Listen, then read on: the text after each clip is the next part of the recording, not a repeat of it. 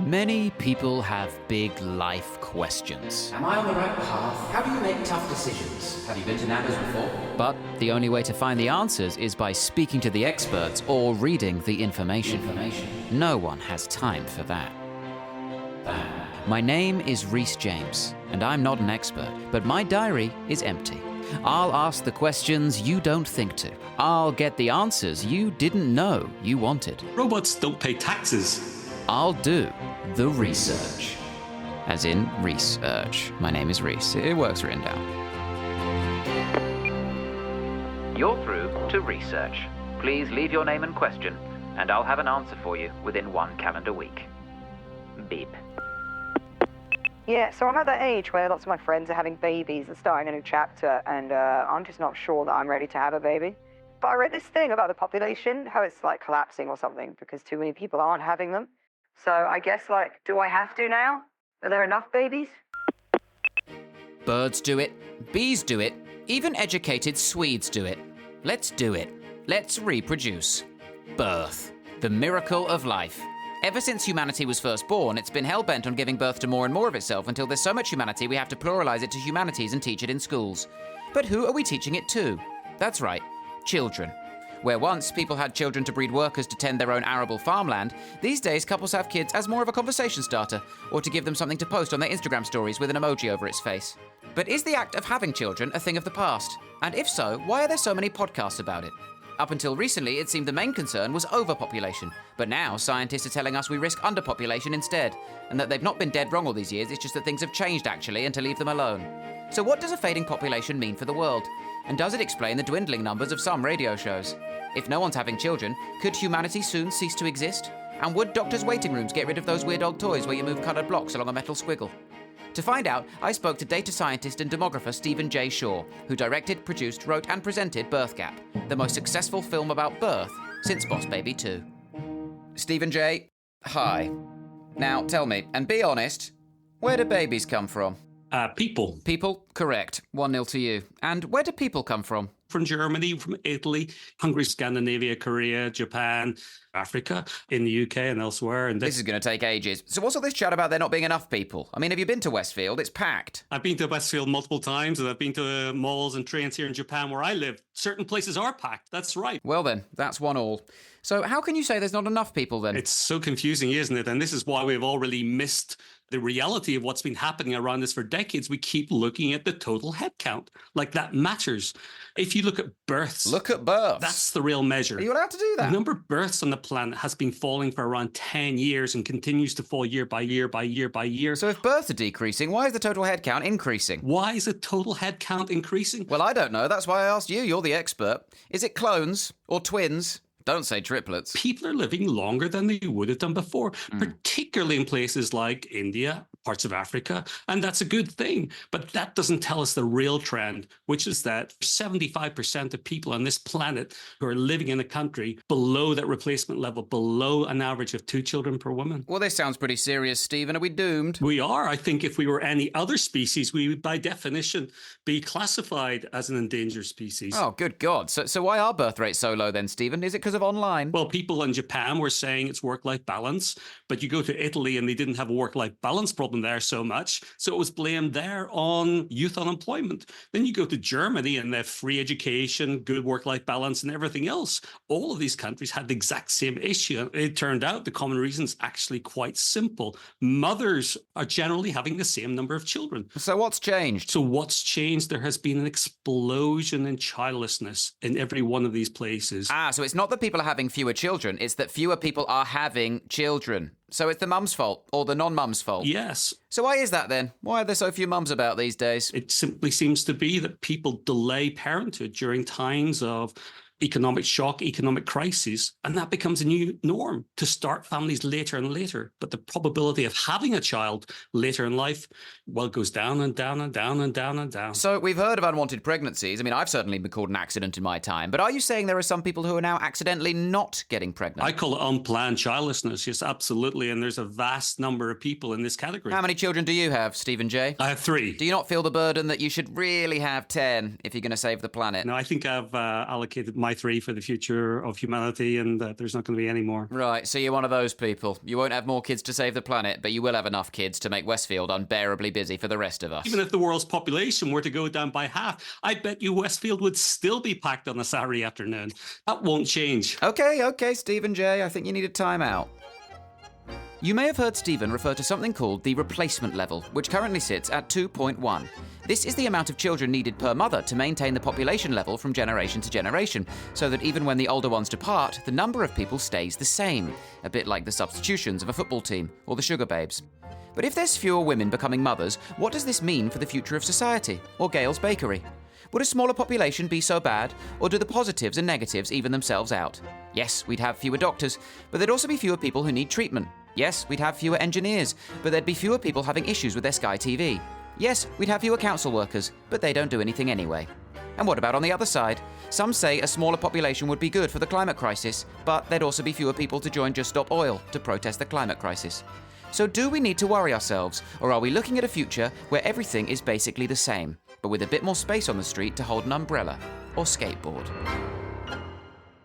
Right, Stephen, have you calmed down? Yeah, Now, tell me, is this such a big deal, or will people start having more kids once the economy bounces back? So populations increase exponentially and they decay exponentially. Yeah, and to explain that... To explain that, as there are fewer children, by definition, 20, 30 years later, there are fewer potential parents to have fewer potential children. Which means... It means as there are fewer potential parents to again have fewer potential children. Then there's fewer children to grow up to be potential parents. To again have fewer potential children. And again, that means there's... Decreasing numbers of future parents. And would that mean there's fewer potential children after that? Yes. And what about after that? Of course. So this is a tailspin. So this is a tailspin. Decreasing exponentially? Decreasing exponentially. Wow, so effectively, we're in a tailspin. Effectively, we're in a tailspin. Well, seems I've got an echo. Are we in a cave? No, we're in a tailspin. So what effect will all this have? I think this population start to age and there's more older people compared to the younger people. So it would mean young people paying both for the older people that we have today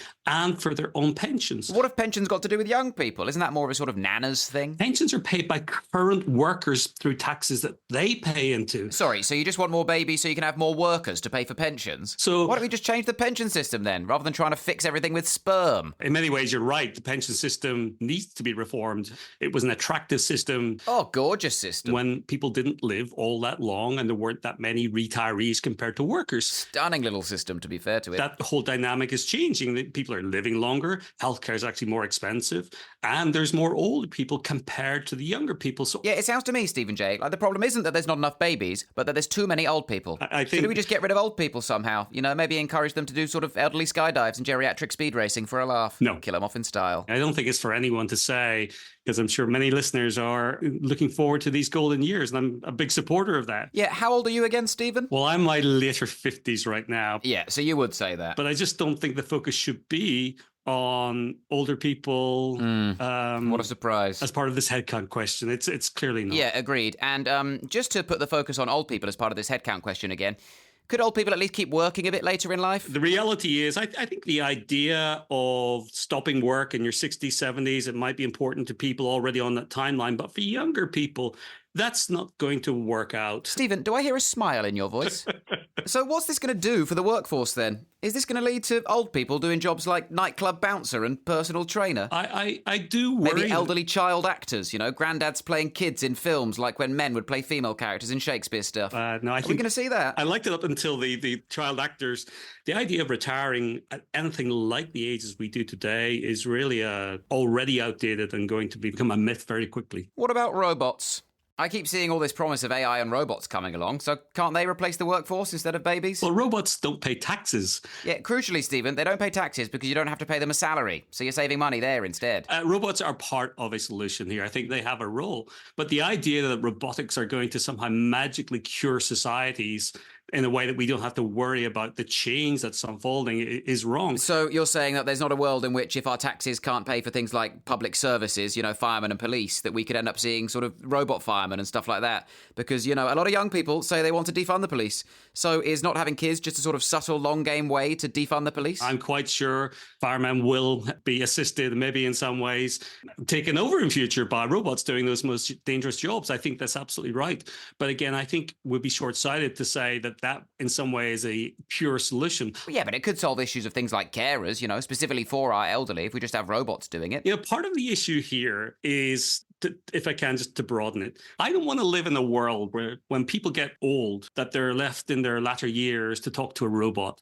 I think that would be a really sad society to be part of. Yeah, thanks for broadening it. Just to narrow it again quickly, do you think it's possible we'll eventually live in a world full of robocops? No. I think that's a very silly idea. Could we? Perhaps. But the problem here is a fundamental mathematical one. Unless people are having an average of 2 children, we're fading out. This is exactly how civilizations end. So unless we're going to hand over the keys to the Robocops to take over the planet and manage it after we're gone, that's not a very good future vision, I think, that we're going to look for. I see what you're saying. And do you think Robocops would have guns they carry, or would they just have guns built into their bodies, like the boobs in Austin Powers? Yeah, no, I wouldn't want to talk about this, to be honest with you. Right, well, that's half of these questions out the window then. Talk amongst yourself. So I do worry that... Listen to me say this. Stephen had raised concerns about a future lack of workers if birth rates continue to decline. But was that a good enough reason to have a child? Just to create an employee? There had to be another way. Do we really want to live in a world in which we only care about the economy and greeting cards switch from congratulations on your new baby to thank you for your service to the pension industry? Or could our economy survive without babies? South Korea has the lowest birth rate in the world, but instead props up its workforce with migrant workers. In fact, according to economists, some of which are over 6 foot and wear glasses, immigration has proven to be a short-term solution to this issue that I'm talking about at the moment and have been all episode. But still, people complain about immigrants. So, do we need a perspective shift from coming over here stealing our jobs to coming over here saving our granddads? Or is this just a short-term solution, and eventually low birth rates will mean we run out of immigrants as well, and we have no choice but to rely on robot immigrants? Paul, I climbed up a mountain to meet a family with 6 children. Yeah, Stephen. Sorry, I beg your pardon. So is there anything to try and incentivize having kids? I mean, if people don't have them because of economic reasons, why don't we just pay them to have a baby? It's incredible how many incentives over recent decades from Scandinavia, Korea, Japan. There's multiple examples of incentives to pay people money to have children. And guess what? They work? They don't work. Damn it. The biggest reason so close. People are not having children is once they get into their 30s. It was 50-50. Is either not having a partner, going through a breakup or divorce, or their partner's not on the same page at that same moment in time. So it's simply paying people to have children will not suddenly solve that relationship issue. I mean, birth rates have been collapsing for so many decades across so many countries with no known solution. Yeah, well, you haven't heard my solutions yet, Stephen J. Would you like to? Sure. So, instead of incentives, what if we just subtly make the nation horny? I think that's... Listen, we pump out Barry White music everywhere, we make alcohol cheaper, we have a big national statue of a bum, something for everyone, the universal sex organ, no matter what your sexuality is, and then people wouldn't even realise what they're doing. They'd be getting carried away with the heat of the moment, and it will lead to unwanted pregnancy, but then people think they're just going to keep it, and we've solved everything. We've saved the world with boners. Some people would say we've already been trying that in recent decades across much of the world. Look at the uptake in plastic surgery, etc.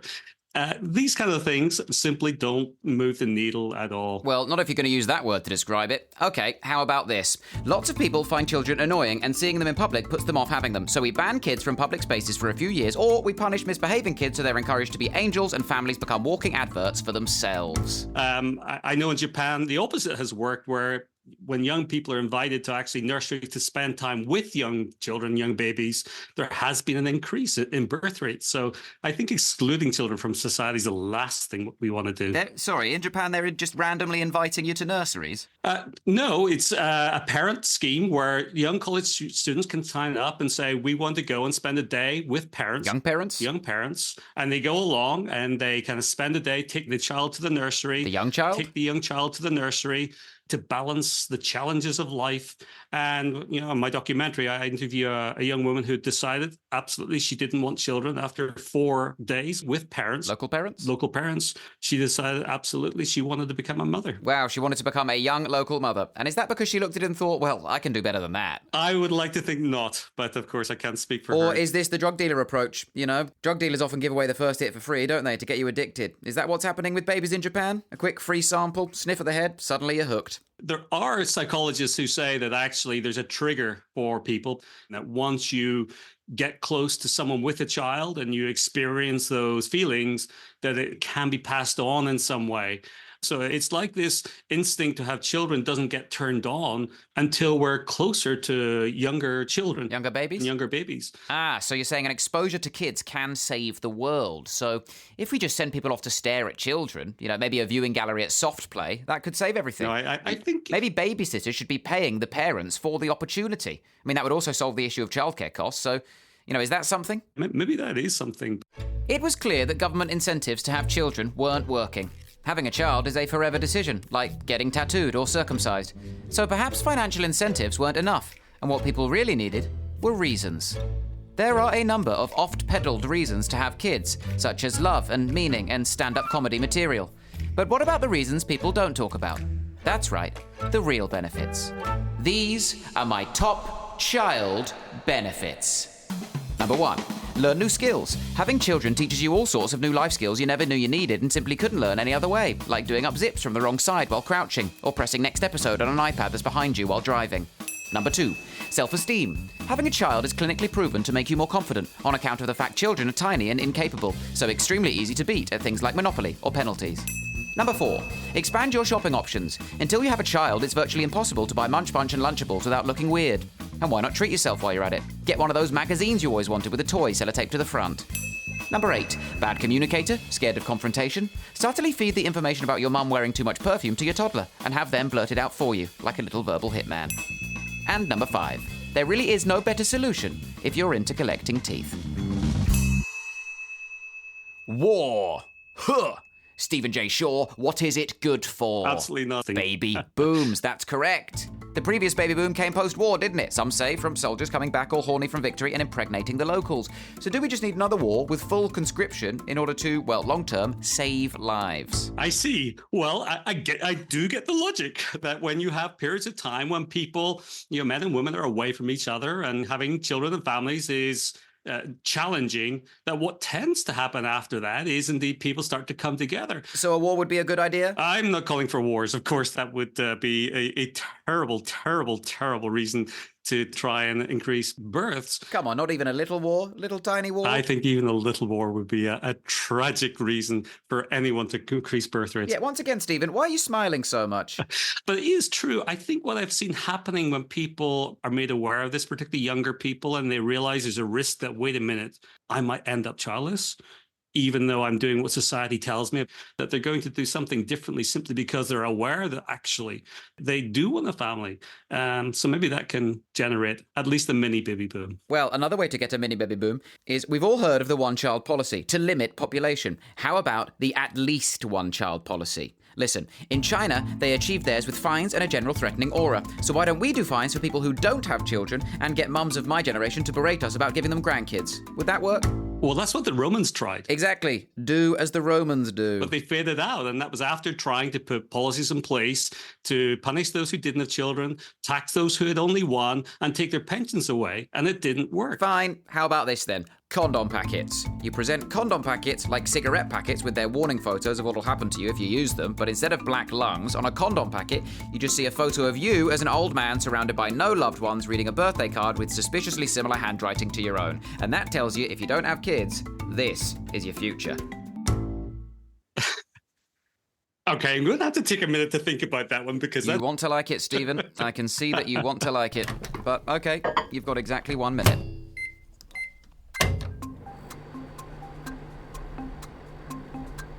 So then, while Stephen thinks about my condoms idea, perhaps you want to use this minute yourself to have a think. Think whether you do want kids or not. And if you already have kids, then maybe have a think whether they should have kids when they get older to save civilization. Or if you now think it might be too big a risk, now you know what the future might actually be like. From Stephen. Just use this minute wisely, is all I'd say. You only get one, so don't waste it. And before you know it, this minute will be over. And you'll be looking back on the start of it thinking, wow, I wish I'd done something more meaningful with that first 15 seconds. Right, Stephen, that's your time. I Shit, that's hot. My God. What do you reckon then, Stephen? To the condom idea. Do you like it? No, absolutely not. I think it's the worst idea I've heard so far. Oh, that was a waste of time. That's so far off the charts. I hadn't even, remotely thought that anyone could come up with such a scheme. Yeah, well, you're not talking to just anyone, Stephen J. That's something we can be very sure of. Are we forcing this issue, do you think? Should we just let 30-year-olds who don't want kids not have them and get on with their rock climbing or whatever? No, the reality is that from detailed studies, we're seeing that between 90 and 95% of women during their fertile years either have a child or want children. And, if anything, our economies are making that difficult because we make it difficult for women to break that career. So if women are pursuing career goals until much later in life instead of having kids, has feminism gone too far? And we just need to reduce the opportunities for young women so that it isn't an option for them. I'm all for equal opportunity. But the reality is we have told younger people how to avoid pregnancies, but we haven't educated them in terms of what that fertility window is. And this affects men and women, by the way, because men, okay, technically they can have a child later in life, but they have to find someone who wants to have a child with them when they're older. Well, yeah, and there's not many opportunities for women beyond a certain age, are there? Women over 45 often say they feel invisible, and it's misogynistic. It's due to men trying to control them. That's not a good... So do we need to ban women from work? At least until they're 45, and then they can get on with sorting out the kids. Well, this touches on something that I think could be a solution, which is I think we should enable younger people to have families earlier and then start a career path at age 30, 35, men and women. The smartest employers will be the one who said, we've got an intake at age 30. Or 31. Or 32. Or 33. Or 35. Oh, what's wrong with 34-year-olds? Because the one thing I know that particularly mothers are good at is time management. They are very organised, and they always have tissues and raisins. I do think we need to re-sequence our lives in many ways in terms of what becomes the norm. Our lives in many ways. Stephen said the sequence of our lives needed a rethink, and I was inclined to agree, mainly because I'm months away from turning 34, the most unemployable age there is. It just didn't feel possible to me that everyone would have this figured out in their early 20s. Was everyone really delaying parenthood purely for career reasons and living to regret it? Or do some people just take a bit longer to decide what they want in life? From a personal perspective, I find you get a lot of the good of parenthood without much of the bad by simply being an uncle. So perhaps instead of children, we should just be encouraging people to have nieces and nephews. Either way, encouraging people to have children seemed to be a dead end. Financial incentives had failed the world over, as had punishments and threats. Even great suggestions from original thinkers were being dismissed out of hand. So maybe that tells us all we need to know. Human beings can't just be manipulated to do and say whatever we want them to. And it's not until we stop trying to fix everything else that we can start to fix ourselves. Superb stuff. Tremendous. So, Stephen, it seems we're staring down the barrel of a future world full of pensioners struggling to make ends meet. But is that such a bad thing? May I remind you of one plucky pensioner who saw the nation in trouble and decided to raise his own money by walking around his garden over and over again until he was on the news. So if we had millions of old folks doing the very same thing, could we Captain Tom our way out of this crisis? Maybe there is something in your idea. They all walk around their gardens, they pay their pensions that way. The whole situation Captain Tom's itself. Well, I will maybe talk to some Japanese older people here about seeing if they can become the Japanese, Captain, Taki-san or something. Yeah, you could do it in every country, couldn't you? In Italy you'd have Captain Mario, and in Germany Captain Klaus, and in Hungary you'd have, Yeah. one of their names. There you go. There you go. But I do just have to ask, Stephen J., could you argue this whole thing of a declining population is actually a good thing for animals and the environment as a whole? I mean, doesn't this problem solve that one? Look, some people want to see humanity become extinct. Some people say that openly. Other people wouldn't mind if we did. I think the animals will do just fine with us here, and they'll do just fine without us here. I think this is down to whether we value humanity or not. And I think if we look at what we've achieved, here's one more thought for you. There's going to be another big meteorite. There's going to be a what? Well, it's statistically inevitable. Well, then why have we been worrying about pensions if we're going to get smashed to bits? Well, the point is humanity will save us. Animals won't when it comes to hopefully taking out that next meteorite. I see what you're saying. We'd need scientists. And there's not a single monkey scientist I would trust, as far as I can throw him. Of course, I wouldn't either. Stephen J. Shaw, one final question. What does the J stand for? Japan. Crikey. I had learned a lot from Stephen Japan Shaw, but speaking to him had left me with a deep sense of worry for the future. A potentially dystopian future, in which robots look after our elderly play children in films, and our few remaining children get pulverized by a big rock from space. Stephen said only babies could save us. But is that a good enough reason to have one or three? And is it worth sacrificing everything you've worked for to do it? In the past, it seemed the decision to have a child or not could simply make or break your own life. Now it seems it would make or break everyone else's lives too. It struck me that sometimes the more information you have, the less sure you become. Or maybe you were never sure to begin with, and you've always been racked with uncertainty. But you bury yourself so much in your work, the only way you could confront any of your own life questions was to make it your job and pretend someone else was asking them. Yeah, so I'm at that age where lots of my friends are having babies and starting a new chapter, and I'm just not sure that I'm ready to have a baby. But I read this thing about the population, how it's like collapsing or something because too many people aren't having them. So I guess do I have to now? Are there enough babies? Even films are boring to me now. So what's going on there then? Why can't I concentrate? Are you meant to get married, or is monogamy kind of outdated? Is it weird then? Or is it okay to be proud of your country? Do we need it? It's all a waste of time. Was it all pointless? You had to hide behind a sort of verbal mask or silly voice, so the answers couldn't hurt you. But is that such a bad thing? What would we be without curiosity? What would we be without wonder? What would we be without many people having big life questions?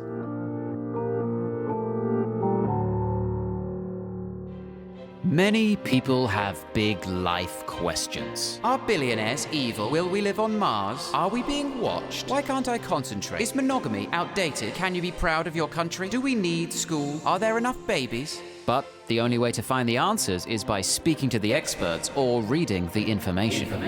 No one has time for this. My name is Rhys James, and I'm not an expert, but my diary is empty. I'll ask the questions you don't think to. I'll get the answers I didn't know I wanted. The less sure you become, racked with uncertainty, you were never sure to begin with. I'll do the research.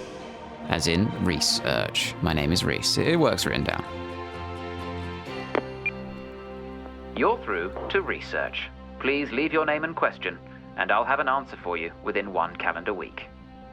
Beep. Hello. Yeah, so, well, a few things, I guess.